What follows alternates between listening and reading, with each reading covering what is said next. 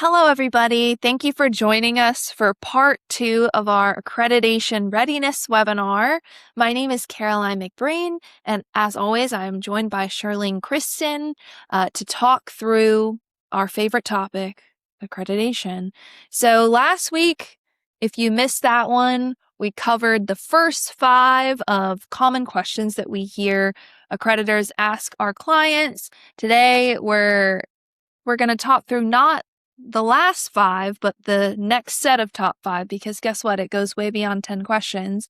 If you want to reference, I mentioned this on our last webinar, our blog that we wrote about this topic. If your preferred format is reading and not watching us talk at you, we can link that blog right here. But today, let us get started. Charlene, how are you doing today? I am great. How about you, Caroline? I'm doing really, really well. And today I am sharing my screen, so bear with me, everybody. Okay. Charlene, so in a past life before you worked for Rpharmy, you are very, very familiar with inspections. Can you talk about your experience and how you handled inspections in your previous role? Yeah. So I was in clinical pharmacy for 30 years, and I've seen a lot of inspections.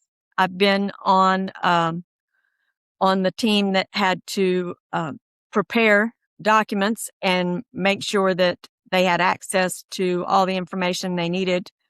And so I guess been there, done that.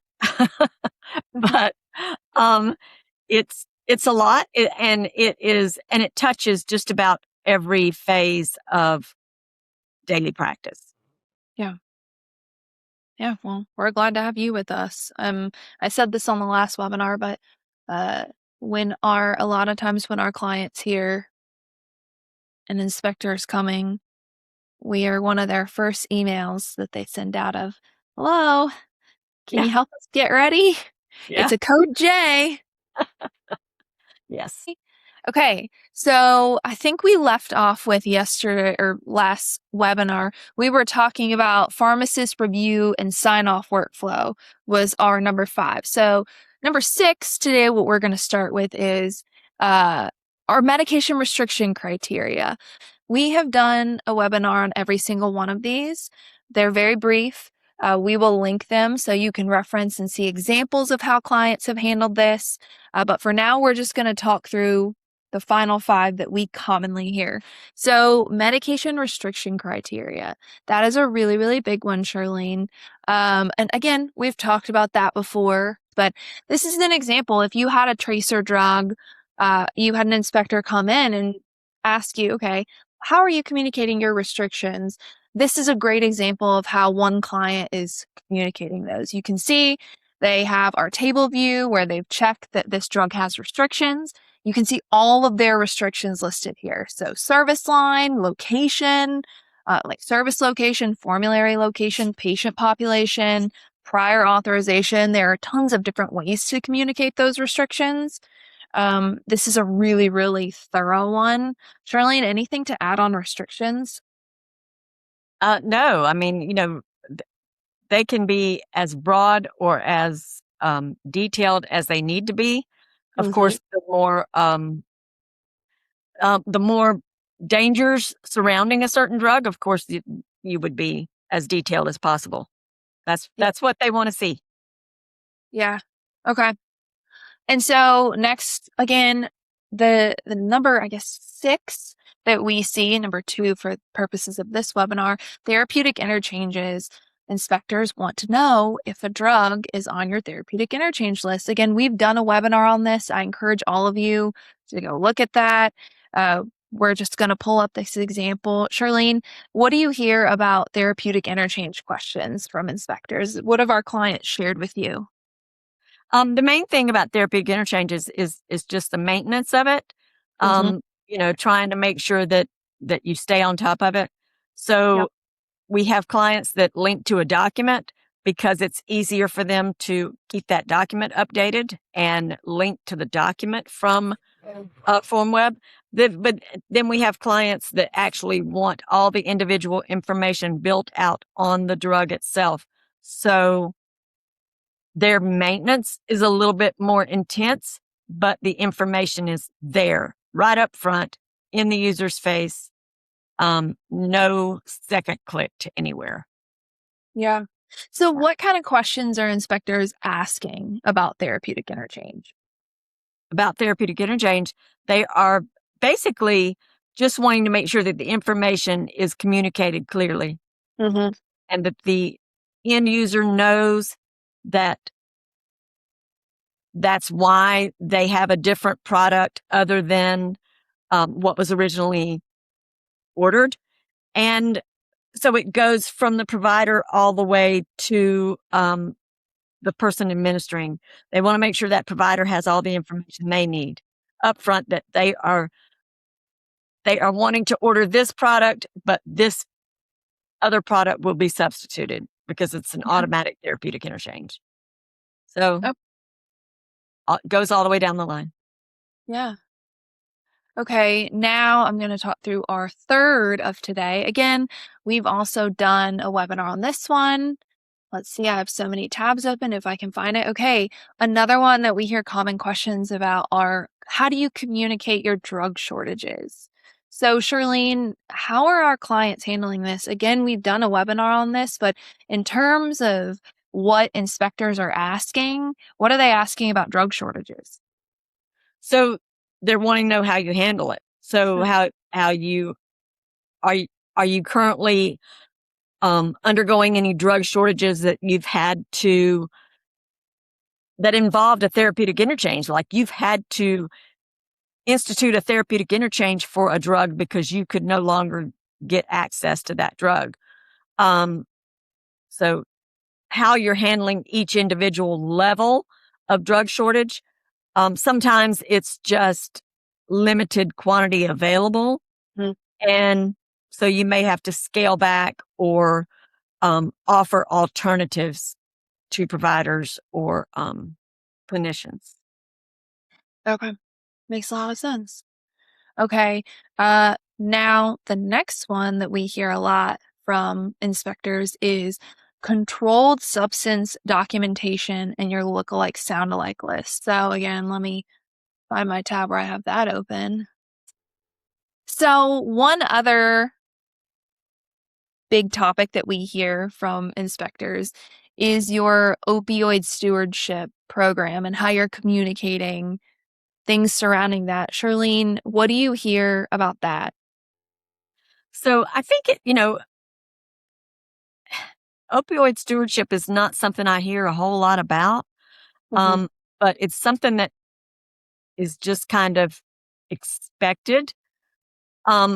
For we've all heard in the news, of course, all the opioid downfalls, Mhm. but we want to make sure that our prescribers and our pharmacists and our nurses are aware Mhm. of possible incidences with opioids and trying to make sure that the patient is getting the correct drug for their current pain situation and um, just being able to monitor that Mhm. and make sure that they're getting the correct dose.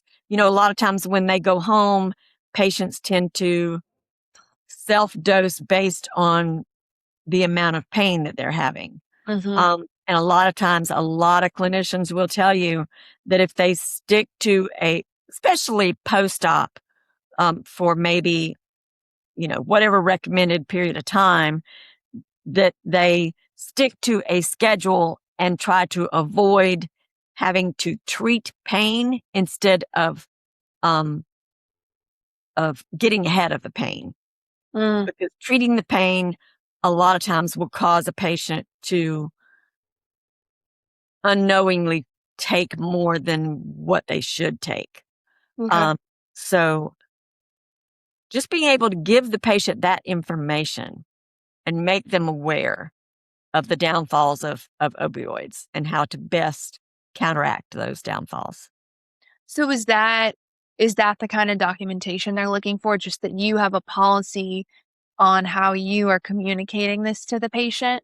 Right. How you're communicating it to the patient and how you are making your staff aware Mm. of possible side effects, things to look for when a patient is on an opioid and, um, any breathing difficulties or lethargicness, just giving them the tools that they need to do what they need to do to protect the patient. So just, it's all about communication. Yeah. Yeah. So this is an example of one of those policies. And we also have this one. So this opioid table and the conversion factor. Do we have any clients that are using this? I think a lot of clients are using this, but this is more geared towards the provider and maybe the pharmacist. A Yeah. lot of times the provider will um, receive information from nursing based on a patient's um, any side effects that they're having or anything they're seeing different from the patient when they're taking the medication.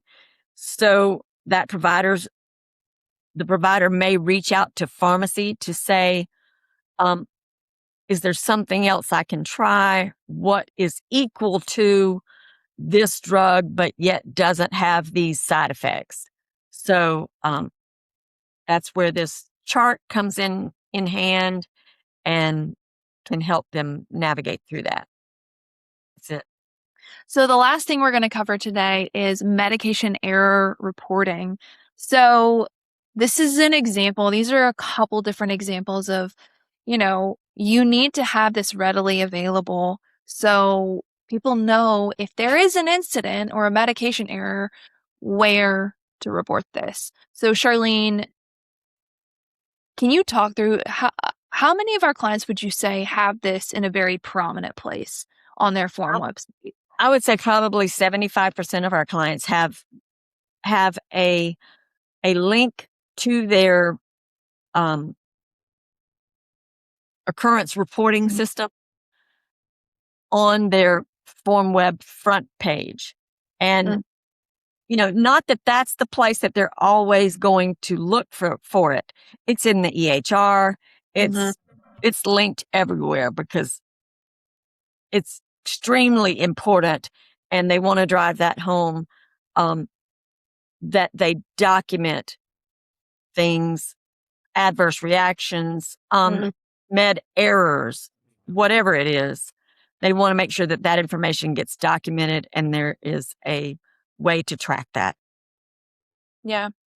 And just so in case those screenshots didn't show that well, if you look at this right here, or like this right here, you can see, so a lot of our clients would maybe put that right above this. We also have the ability to add a scrolling banner across the top here where you can put that. I've seen that on at least one client site, the report an eye care incident here.